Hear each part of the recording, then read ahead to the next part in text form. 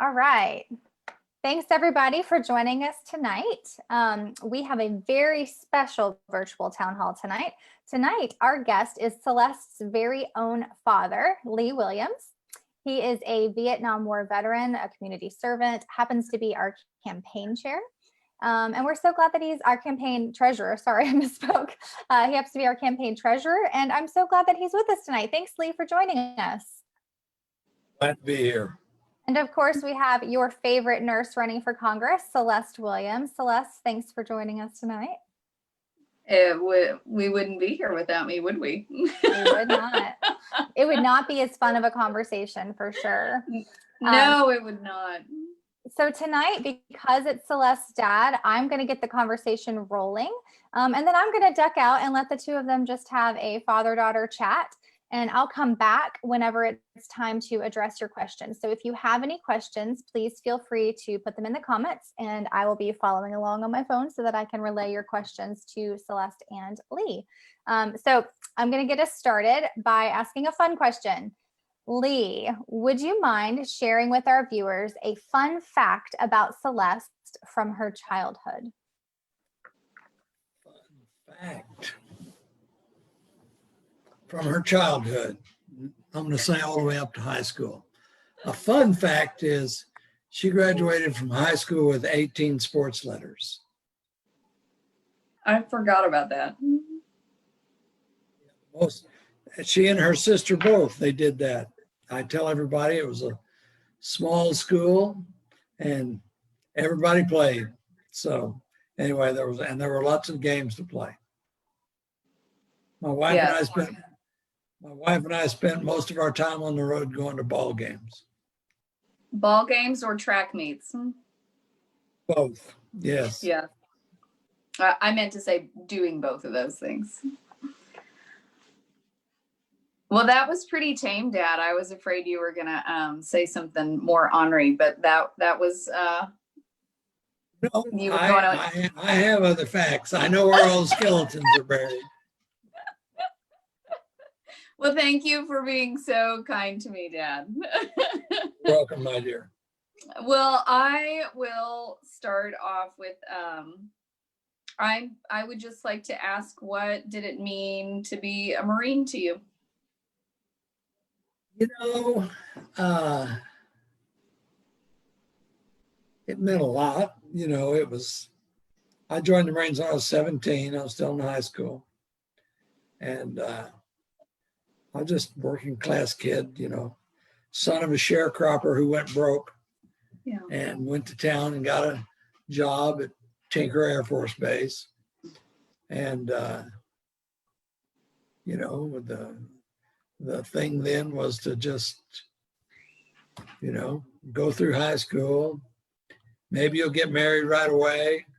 Maybe you'll just get a job, or maybe you'll go in the service. You know, there didn't seem like a whole lot of options. And, you know, Mom and Dad just wanted to get us out of high school. And so yeah, that was kind of the mentality in my neighborhood anyway.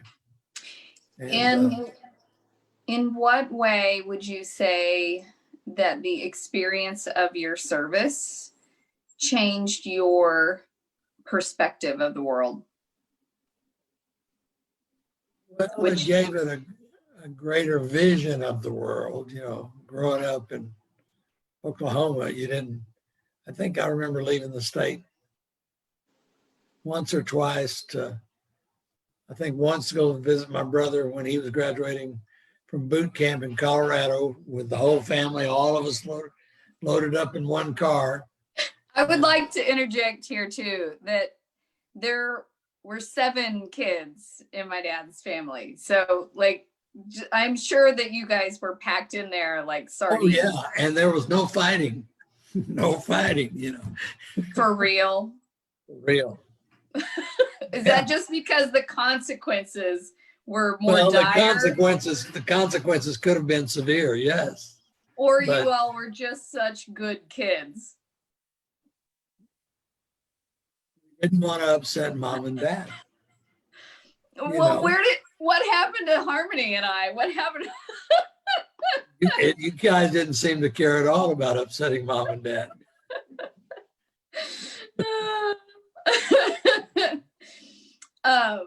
So I guess I would ask then to, you also shared with me that you used the GI Bill to go back to college or go to college. How did that work for you, and what did that mean to you?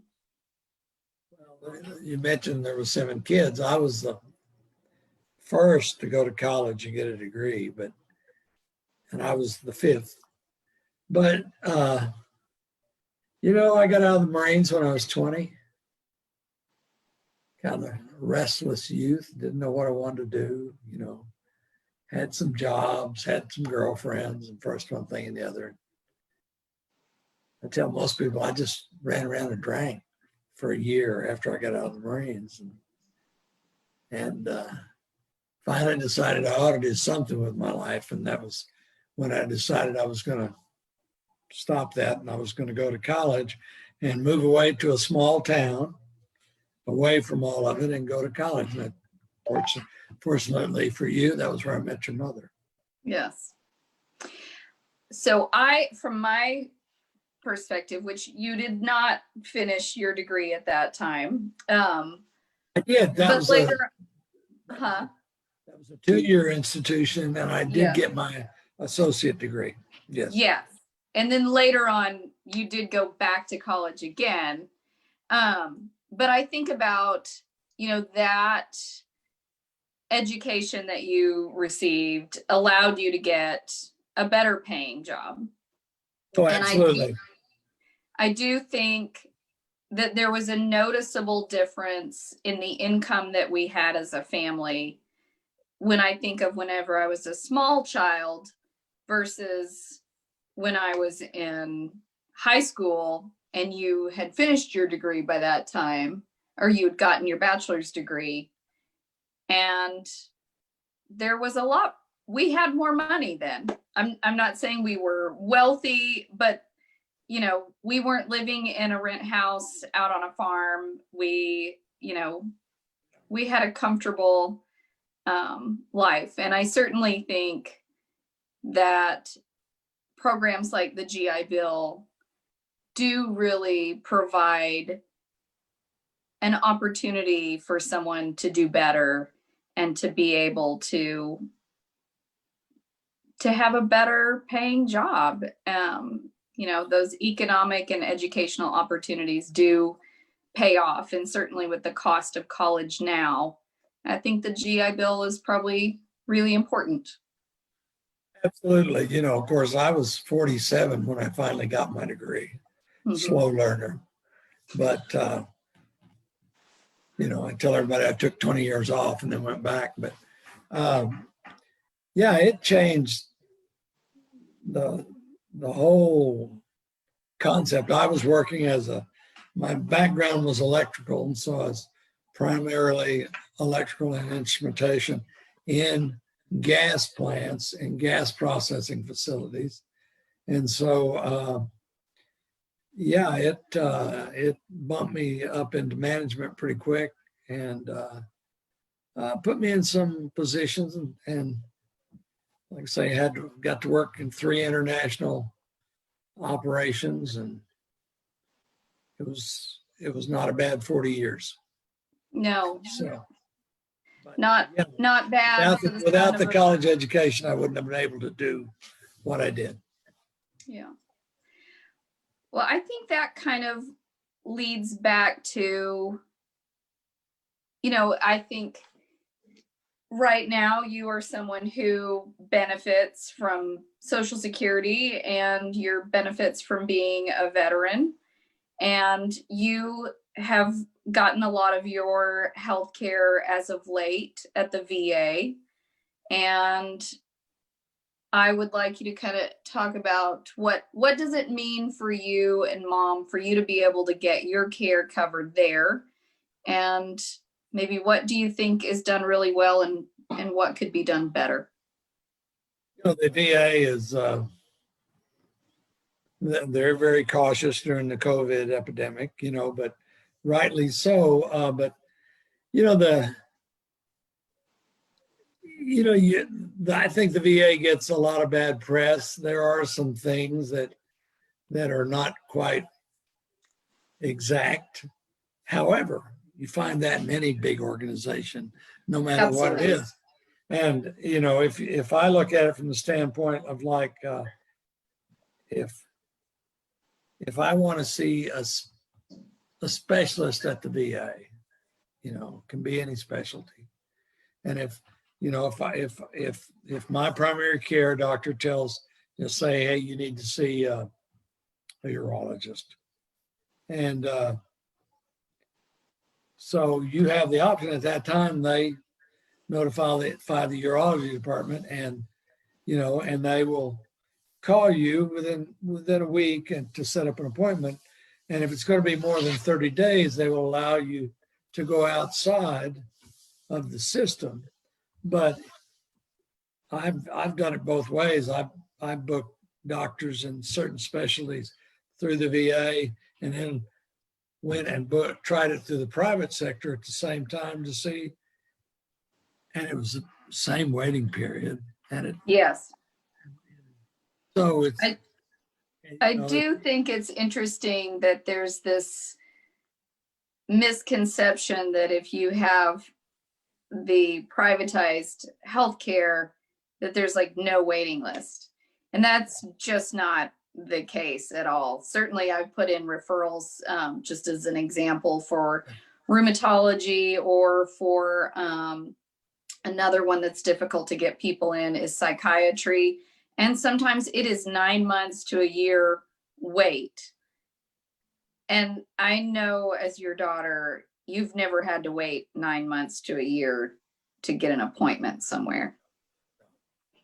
So, And the VA medical, they call me every year to come down and get glasses. I don't have to worry about it.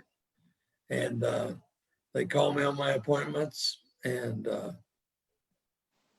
they ship my meds when I need them. And so,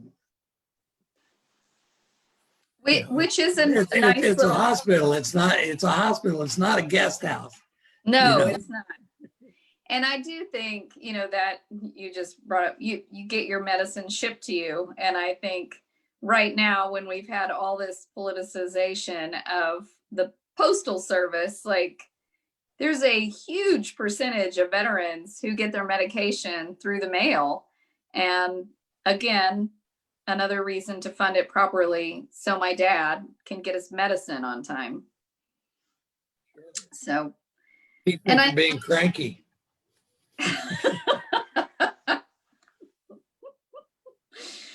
So you are still involved in advocating for veterans, and I would love to give you a little minute to talk about kind of what you're doing and what that looks like.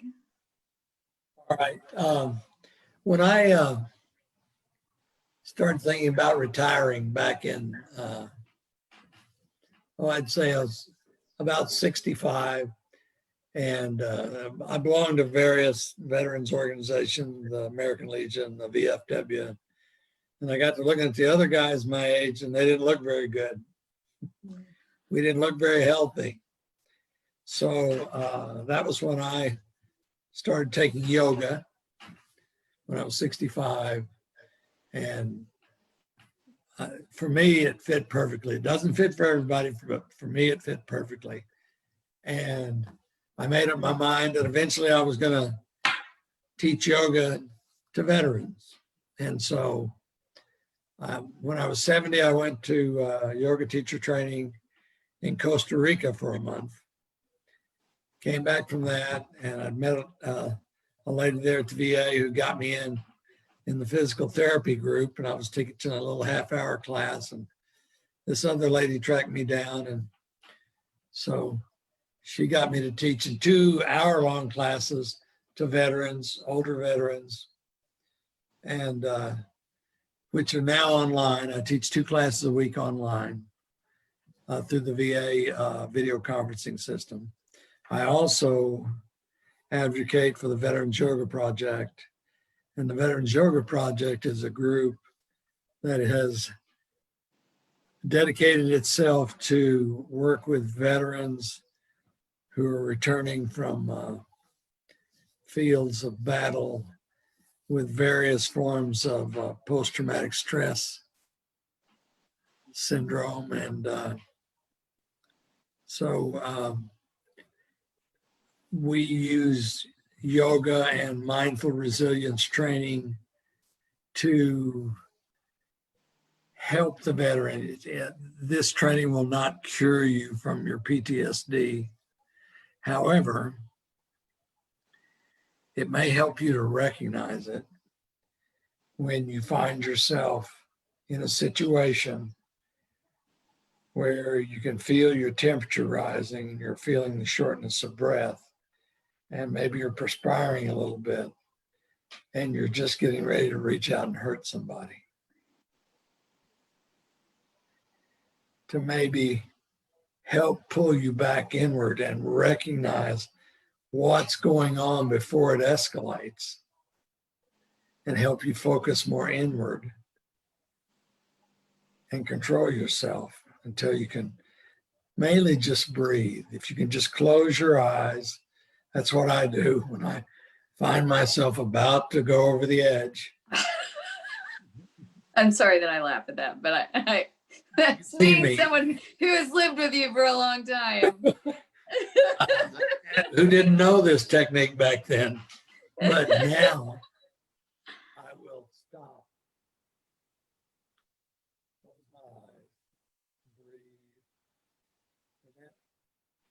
And that's part of yoga too, the breath, the life-giving breath. And so I teach a 45-minute class once a week for that. So I'm currently teaching 3 yoga classes a week. So I want to say thank you for doing that work. And I think it's awesome. And I am always in awe of all the amazing things that you do. And I think of you as probably one of the toughest human beings I know. And you know, that when you were talking about PTSD, it made me think about, you know, I do see veterans in my practice at work, you know, that are not getting their care in the VA. But I do think there is quite a bit of stigma attached to acknowledging the trauma that you've seen. And I think serving your country in a war, human beings we're not made to really deal with that well. It's not normal. And I see a lot of veterans who just sort of brush that off and don't really deal with that. And I wonder, do you think that people got the mental health care that they needed when they came back from Vietnam? And do you see that the VA is handling things differently now? No, they didn't get the proper care when they came back, especially the Vietnam vets.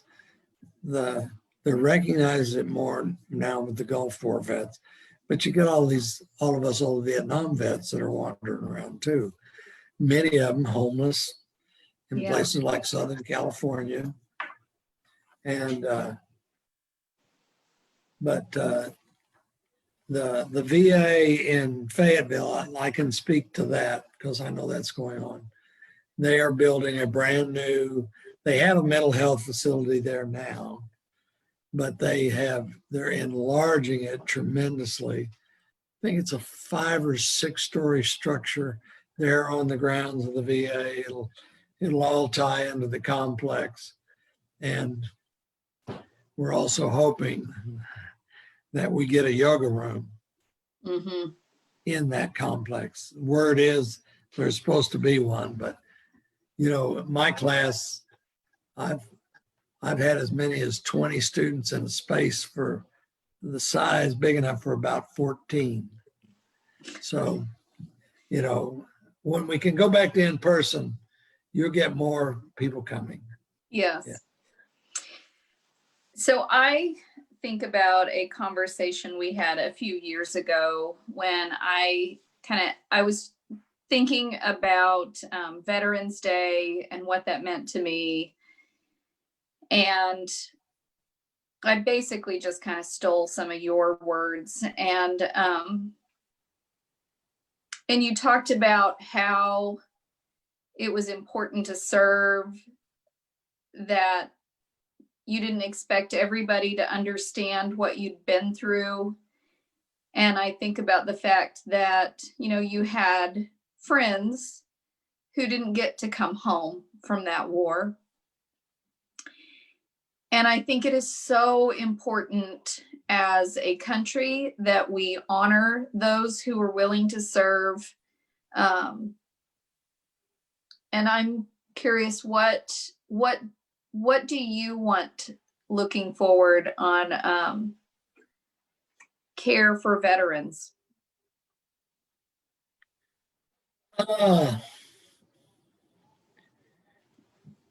You know, I think, again, let me say this about the VA. If you go to Fayetteville, to that VA, which I think is top notch, Mm-hmm. you've only been to that VA. Right. There are many others that are not that quality. Yes. And so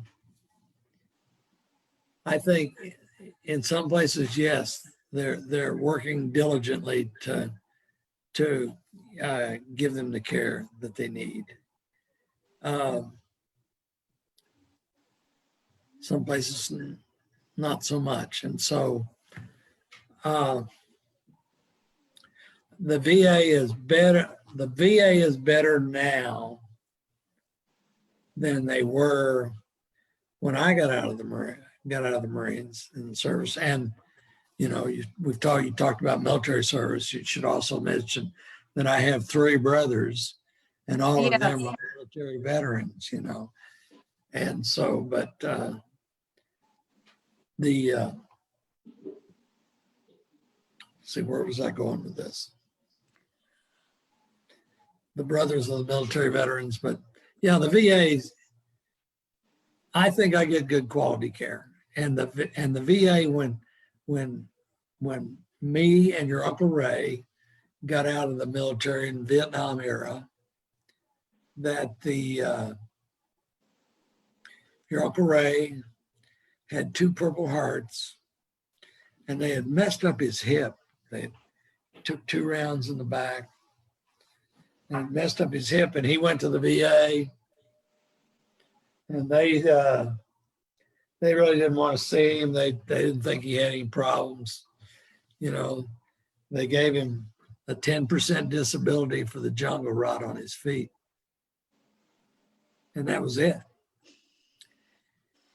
However, now you can get the benefits, but you've got to prove it. And, you know, just like me, you know, going, you know, and it's not an easy process, but you get through it. And it's like a good friend of mine, Johnny Wilson, high school buddy, Marine, Vietnam veteran. Johnny convinced me that I should go in and apply. And he said, never think you don't,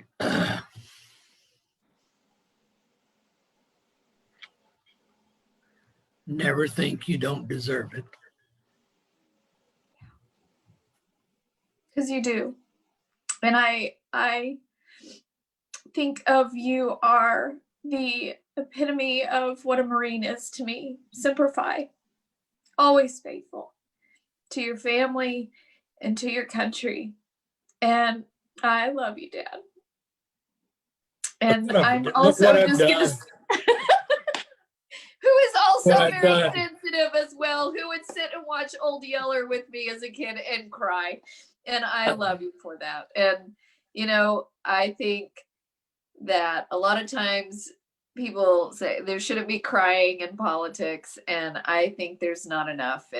And we should really, politics is personal and it touches every aspect of our lives. And, you know, and I think right now in the middle of COVID, like, I think that we're all feeling extra isolated, and I'm angry about it because I want to have time with my dad, and I feel like I can't because I worry about your safety. And That's why you arranged this wonderful evening for I us. know I did. So everybody can watch us cry together. Stephanie, you need to come back and rescue us. I was about to come back before that moment, and I was like, oh, I better not. That was wonderful, guys. We do have a few questions that have come in through the viewer comments, but first, Dad and I wiping our faces. I want to acknowledge that Lee and I are twins tonight. We're both rocking our Yes. Celeste t-shirt, which is amazing. We had a comment about that. I also would like to say that I would love to have to go to Costa Rica for a month for yoga teacher training. That sounds amazing. Sometime you'll have to tell me about that experience, Lee. Absolutely awesome. Yeah, I'm sure. So just to get to some of these questions that we have coming in through the comments.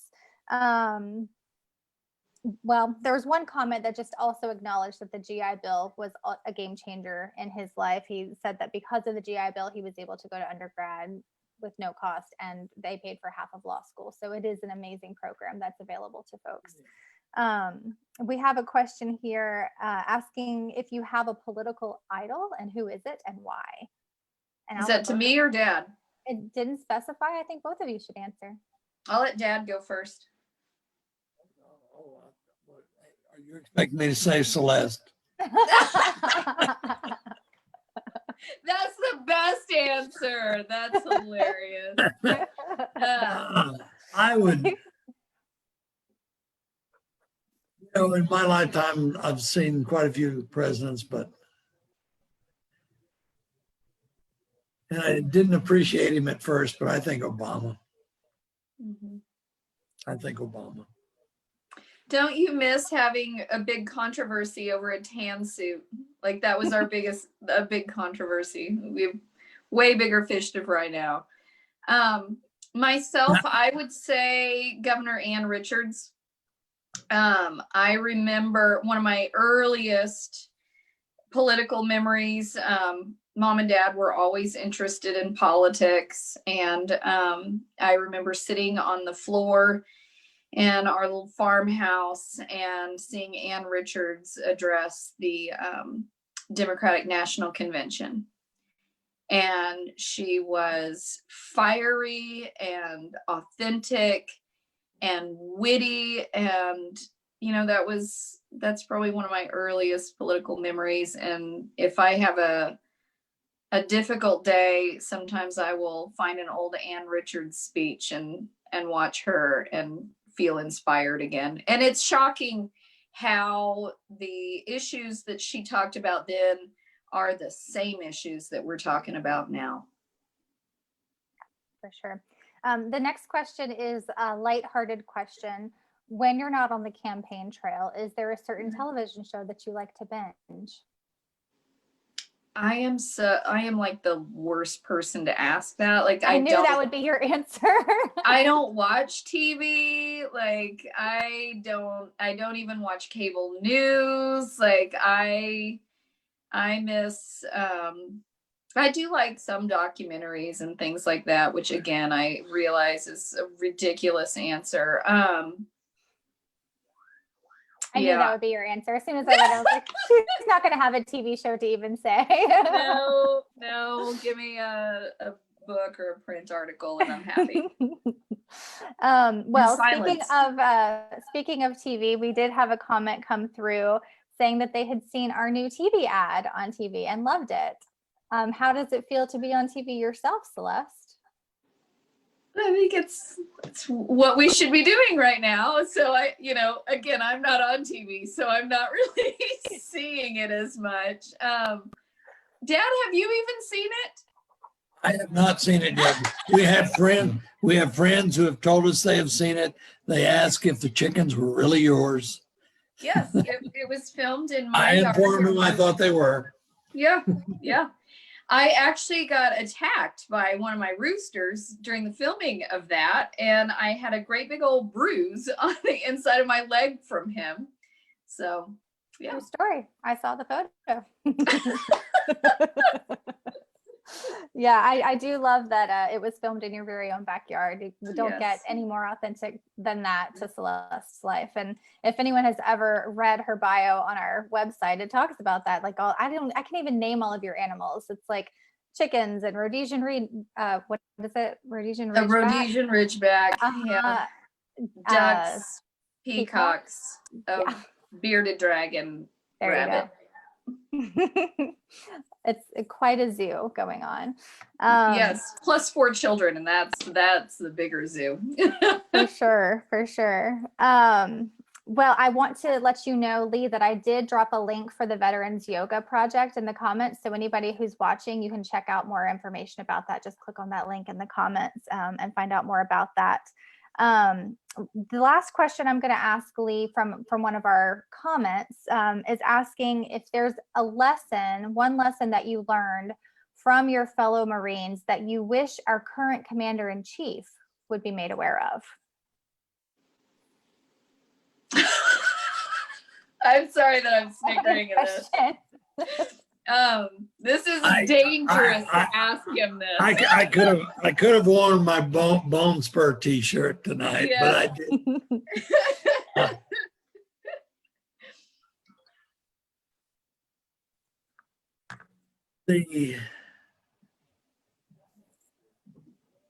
The Marine Corps taught me that we have to join together if we're ever going to get anything accomplished. And we have to have concern for our comrades and care for each other. Yeah. He has none of that. So, you know, I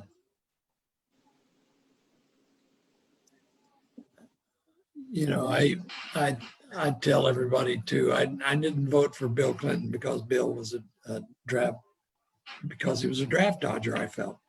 And in my era, that meant something. And Donald Trump's the same way. He has,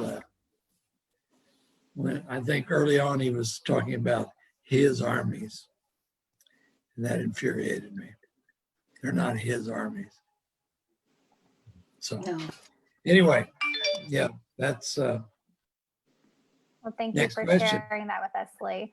Well, that's the last viewer question I'm going to go over, but I have one more question for you as we close out. But first, I want to remind everybody watching that this is our second to last virtual town hall. The next one that we do will be 2 Thursdays from now on October 29th at 7 p.m. And that one's going to feature a ton of local candidates for a big get out the vote celebration rally. And so you'll not want to miss that. We'll put the event up in the next couple of days. So look on the Facebook page for details about that. Lee, I'd like to close out by asking you to tell our viewers, why should they elect your daughter as their next Congresswoman? Well, I should first say, my wife and I were blessed with 2 beautiful, intelligent daughters, Celeste being the oldest. And we always tried to teach our kids to be honest and to stand up for those people who can't stand up for themselves. She's honest. She's truthful. She's not a millionaire. No.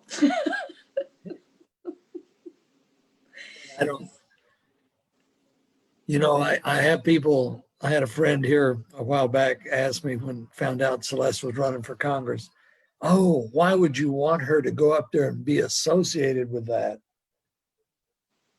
I don't. But who else are we going to send?